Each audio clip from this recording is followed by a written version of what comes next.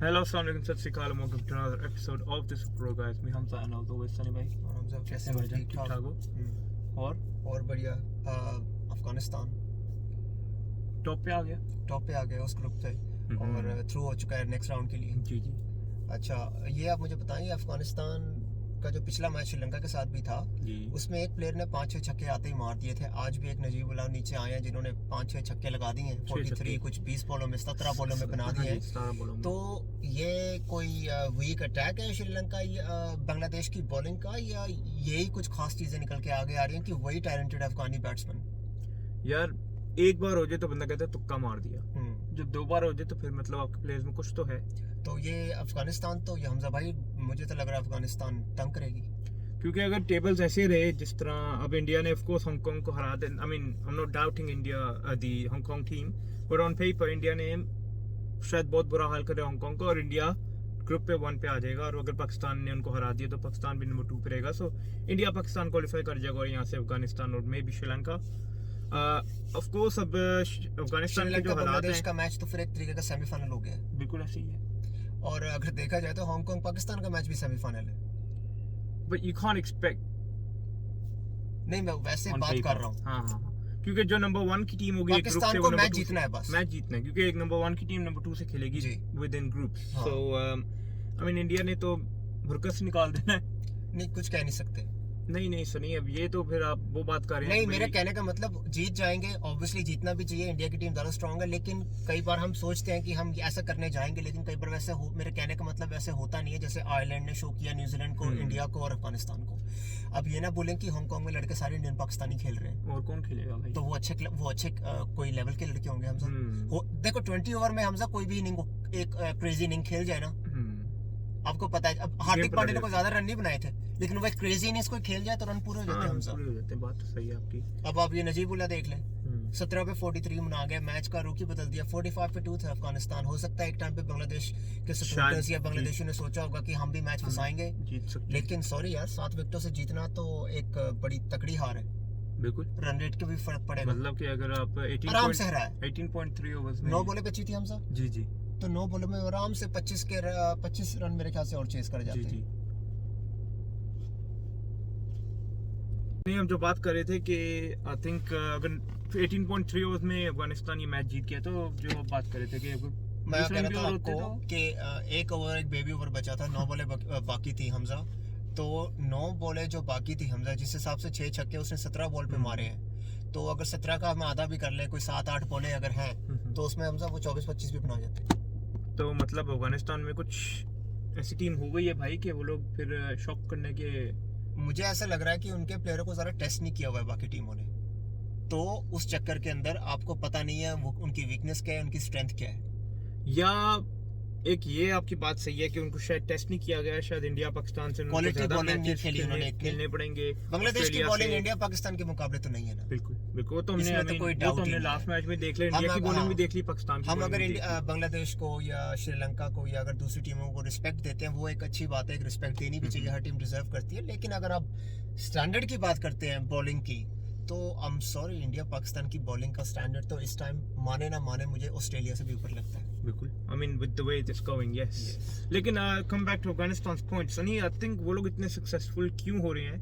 क्योंकि मोस्टली वो अगर टॉस जीतते हैं तो वो लोग बॉलिंग करते हैं। मुझे लगता है अफगानिस्तान ने ये सोच लिया है कि हम पहली इनिंग्स में अगर हमने 140 के अंदर किसी भी टीम को रख लिया तो विनिंग।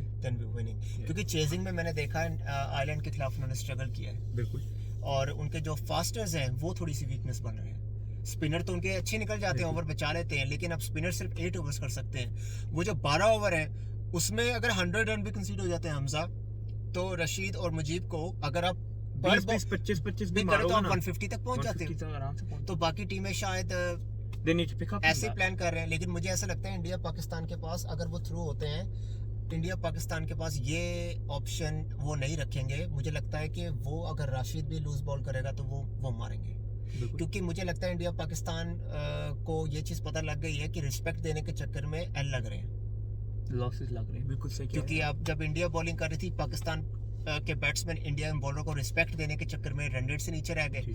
वहीं जब 1-2 बॉलें नसीम की स्विंग हुई तो कोहली और वो उसको रिस्पेक्ट देने के चक्कर में वो रह गए। तो कई बार क्या होता है, रिस्पेक्ट का जो चक्कर होता है ना, ये बैरियर हटा ही देना चाहिए और कहना चाहिए पता क्या T20 मैच है, देखी जाएगी। होना तो यही चाहिए, क्योंकि पाकिस्तान के भी 15 रन शॉट इसी वजह से रह गए, रिस्पेक्ट के चक्कर में। और इंडिया भी आखिरी ओवर में आके जीता रिस्पेक्ट के चक्कर में, वरना इंडियन हो सकता है एक्सपेक्ट कर रहे हो कि 2 ओवर पहले जीतेंगे। हाँ, तो आज के ओवर मैच की बांग्लादेश के साथ क्या हो रहा है हमजा, हर जगह लग रहे हैं। मजाक के अलावा अगर हम बात करें ना, तो आई थिंक बांग्लादेश को खुद रियलाइज कर देना चाहिए कि you need to start getting new players in, या it's a proper wake up call कि तुम्हारे जो अब लड़के खेलने आ रहे हैं, जो खेल रहे हैं, वो इस लेवल पे उस लायक नहीं रहे अब। Maybe that to.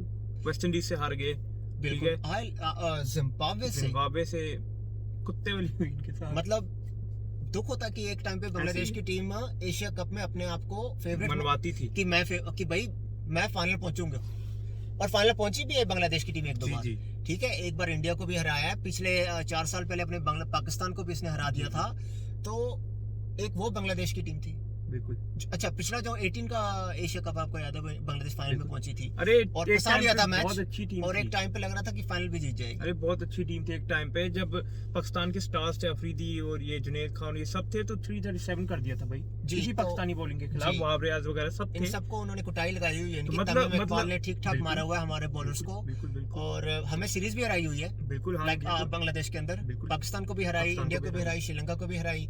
और लेकिन जो मैं आपसे ये बात कहना चाह रहा हूँ हमजा, कि जो अब मुझे नहीं पता कि कितने पुराने और कितने नए लड़के हैं, लेकिन बांग्लादेश का जो अब प्रोडक्ट आ रहा है, मुझे लग रहा है वो उस लेवल का नहीं है जिस लेवल का बाकी इंटरनेशनल प्रोडक्ट्स आ रहे हैं। बिल्कुल, आई थिंक वो तो अभी क्या चेंज होना चाहिए हमजा, आपको एक बात समझनी पड़ेगी।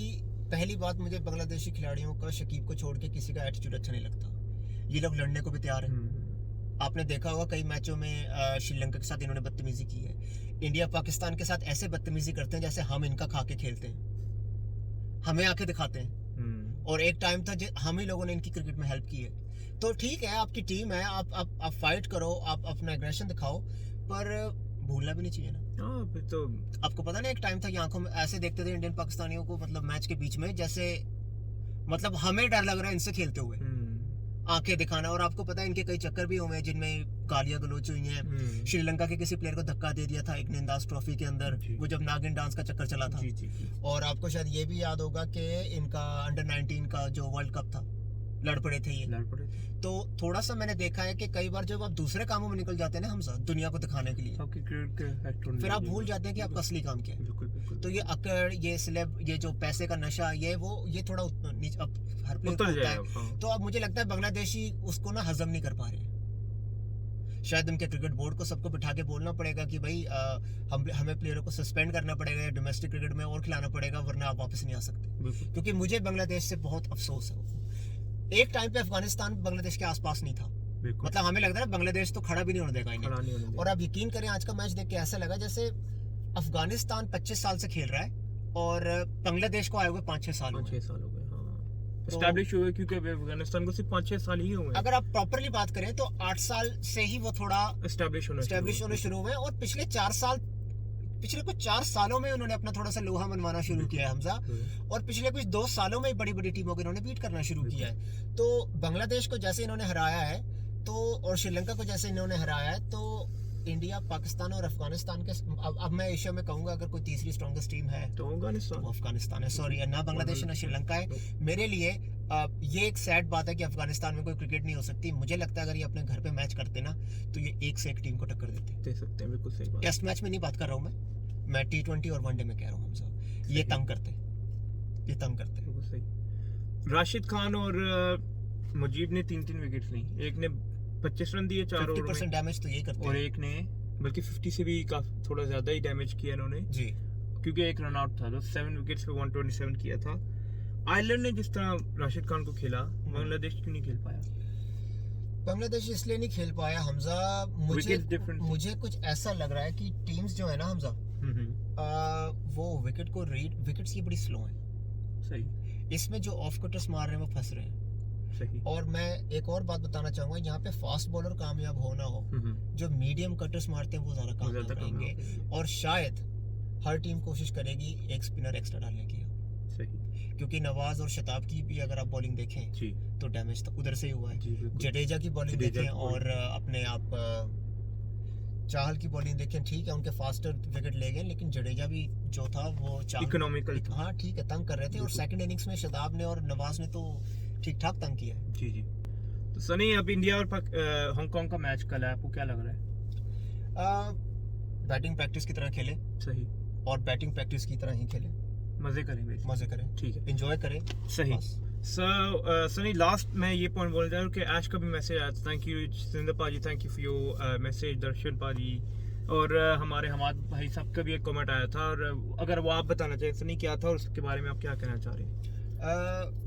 हमाद साहब ने कमेंट किया है कि आपने कोहली के कैच की बात नहीं की। अच्छा, कोहली के कैच की बात हमने की थी, फखर जमान ने वो कैच छोड़ा था, बाबर आजम ने नहीं छोड़ा था मेरे ख्याल से, अगर मुझे याद है तो वो शायद फखर जमान ने कैच छोड़ा था और बॉलिंग कर रहा था नसीम जी।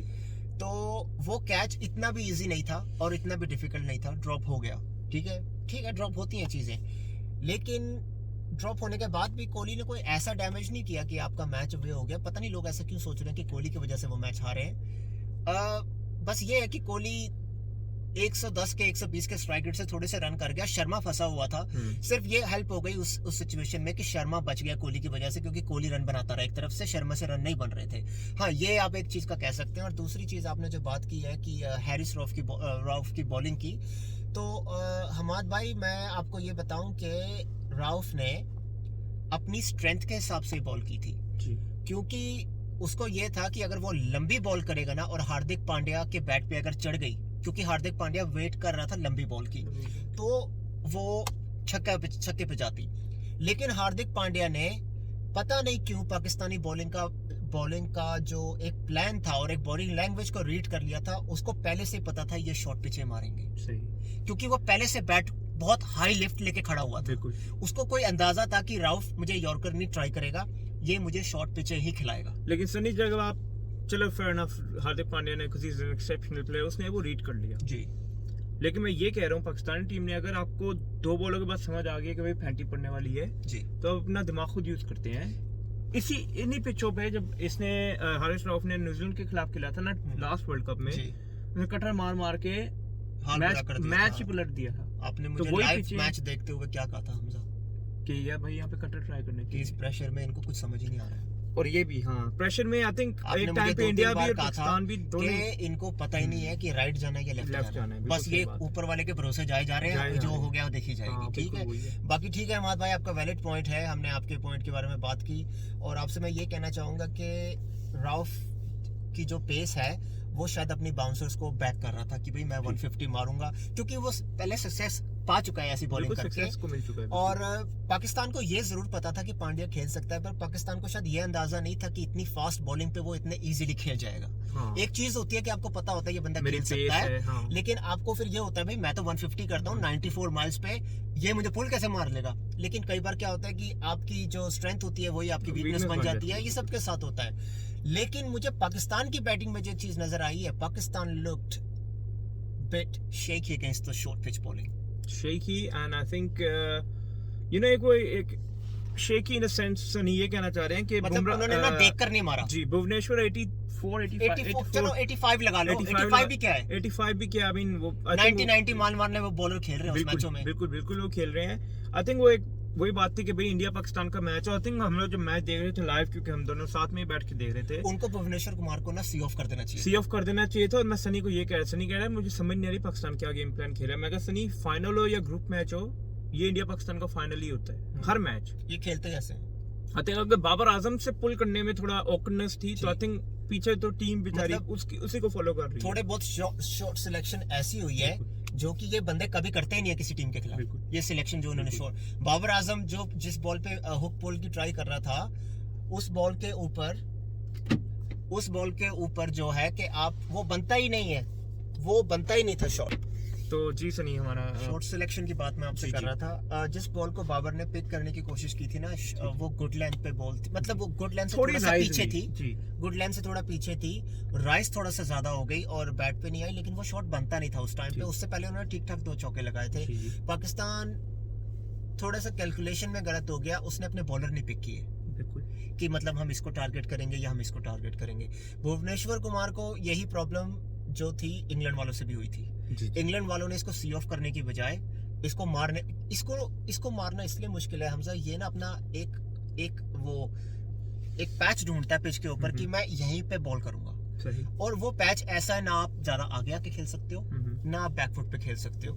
तो या तो आपको कोई शाहिद अफरीदी या जयसूर्या जैसा प्लेयर चाहिए जो डिस्टर्ब कर दे इसको, ठीक है। तो ऐसे बॉलर को आप दो चीजें कर सकते हैं, आदर you go for the kill from first ball, इसको अपसेट कर दो, या फिर इसको किसी 20-25 रन ले लो और साइड पे कर दो, या फिर इस पे ये रखो भाई कि अगर ये लूज देगा तो मारेंगे, वरना जैसी बॉलिंग कर रहा है उस हिसाब से चलते हैं। तो फिर अगर आप ये बात करें कि जयसूर्या या अफरीदी टाइप प्लेयर है, आई मीन इतना बड़ा वो प्लेयर है नहीं, अभी एस्टेब्लिश हो रहा है, आसिफ अली को ट्राई करना चाहिए था। आसिफ अली ओपनिंग में मुझे नहीं लगता उसको भेजेंगे हमजा। सबसे बड़ी प्रॉब्लम ये है, अगर कोई प्लेयर है जो कुमार को या किसी बॉलर को अपसेट कर सकता है पाकिस्तान की टीम में, वो है फाकर जमान। वो तो एक नेचुरल, नहीं मैं ओपनिंग की बात कर रहा हूँ। हाँ, तो मैं आपको कहता हूँ कि बाबर का ओपनिंग, फकर जमान ही वो बंदा है जो किसी बॉलर को पहले बॉल से चौका मार के डरा सकता है कि भाई मैं तो आगे बढ़ के खेलूंगा। बाकी बाबर और रिजवान में क्वालिटी बहुत है, लेकिन उसमें T20 क्लीन स्ट्राइकिंग की क्वालिटी दोनों में नहीं है। सॉरी। सही गाइस, आई थिंक आज के एपिसोड के लिए अफगानी भाइयों को मुबारक भाई। Yes, well done to the Afghanistan, you guys are killing everyone man. You're on the next level right now. अब फिलहाल की घड़ी तो अगर कोई फेवरेट्स में काउंट नहीं कर रहा है ना फाइनल में, तो आपको राइट ऑफ भी ना करे तो वो बेवकूफी होगा, क्योंकि जैसे आप खेल रहे हैं ना, आपके पूरे चांस है फाइनल में आने के। और सनी, एक मेरे दिमाग में बात आ गई, स्पिनर्स तो अफगानिस्तान के मीन स्टार्ट से अच्छे थे, आई थिंक अब उनका जो पेस अटैक है, कोई यार उनका कह रहे हैं, एक उनका लेफ्ट आर्म आया, कह रहे बड़ी सीम करता है जी, और उसको फाइंड करने वाला, उसको ट्रेन करने वाला मैं बताता हूँ आपको कौन है, अगर आपको ये नाम याद हो, Umar Gul is the bowling coach for Afghanistan team. खुद भी पठान है, तो I think is one of the best. 2009 का वर्ल्ड कप कोई भूलेगा नहीं। बिल्कुल। तो आई थिंक उमर गुल ने अब जो डायरेक्शन पकड़ी है, आई थिंक वो जिस नए लेफ्ट आर्मर की बात कर रही हैं, उसको ग्रूम करने वाला से कंपेयर करते हैं, मतलब कि स्विंग के मामले में बॉल को अंदर लाता है। और सुना है का he is quite pacy in the high 90s, तो well done to Afghanistan and Umar Gul of course, and well done to Afghanistan guys. And that's what we have for today guys. Like, share, comment, subscribe. Hamad bhai, Ash bhai, Darshan Paji, Hamad bhai, अगर आपको हमारा दर्शन uncle है हाँ, अगर हमाद भाई आपको अगर हमारा जो कमेंट है, अगर आपको लगता है कि हमने ठीक आंसर किया, ठीक है, नहीं तो आप दोबारा कमेंट करके कह सकते हैं अगर आप एग्री नहीं करते किसी चीज से, बिकॉज वो हमारे लिए भी अच्छा है, क्योंकि हमें पता होना चाहिए कि अगर हम ठीक से एक्सप्लेन कर पाए कि नहीं कर पाए। बाकी हमाद भाई, मैं बस इतना ही कहना चाहूंगा आपकी बात का कि राउफ को शायद इतना एक्सपीरियंस हार्दिक पांड्या का नहीं था, खुद का है, बहुत ही जबरदस्त बॉलर है, लेकिन मुझे ऐसा लगता है कि पाकिस्तान थोड़ा सा जडेजा और हार्दिक को इजी ले गया। और सुनिए, मैं यहाँ पे एक आखिरी बात ये करना चाह रहा हूँ कि अब पाकिस्तान का पेस अटैक देख लें, शाइन के ना होने से इनएक्सपीरियंस एंड में कोई नहीं, इनएक्सपीरियंस पेस अटैक स्पिनर पे आके गेम टिक गई। वो बाबर की कैप्टनसी की गलती थी, जिसके बारे में हम कल बात कर चुके हैं। नवाज स्पिनर को कभी लास्ट ओवर नहीं देता। और ये जो हम बात कर रहे थे ना कि कैप्टनसी सही नहीं थी, ये मैं कोई बड़े वर्ड नहीं बोलूंगा, मैंने शोएब अख्तर की एक उन्होंने कुछ अपलोड किया था, उस पर देखा था, उन्होंने हमारे बात की। ये नहीं, मैं कंपेयर नहीं कर रहा कि हम शोएब अख्तर की जैसे बात करते हैं, बट आई थिंक पूरी दुनिया देख चुकी है कि बाबर आजम की कैप्टनसी पे एक धब्बा लग चुका है। ये जो काम हुआ है ना कल, ये जो अब अगर ये वर्ल्ड कप का मैच होता तो that's it bro, finished. ये तो लकी है, तो पहले ग्रुप का मैच था, अगर ये एशिया कप का फाइनल का मैच होता तो ये बाबर भाई आप स्पिनर को ओवर नहीं दे सकते। और मैंने ये भी सुना है कि मैनेजमेंट चाचू इफ्तिखार को खिलाने के चक्कर में नहीं थी, बाबर आजम की बैकिंग थी। तो अब Babar Azam needs to answer why चाचू इज प्लेइंग, और उसको क्यों नहीं करा दिया ओवर? फिर यार 10-12 बॉलें खेल के 15 रन करके उसको वो आखिरी ओवर उसको कराते हैं। जब स्पिनर अच्छे ओवर करा रहा था ना, जब स्पिनर के ओवर अच्छे निकल रहे थे, तभी नवाज के 4 ओवर पूरे कर देते जी। मैंने तो यही कहा था, आपने क्या था कि इन्होंने रोक क्यों दिया नवाज को? उन्होंने शदाब को बचाना था कि शदाब को आखिरी ओवर पड़ गए तो शदाब एक्सपोज हो जाएगा। शदाब के 4 ओवर निकाल दो, नवाज का तो आवन जावन चलता रहेगा। बिल्कुल ऐसे ही है, ये भी पॉलिटिक्स है हमजा।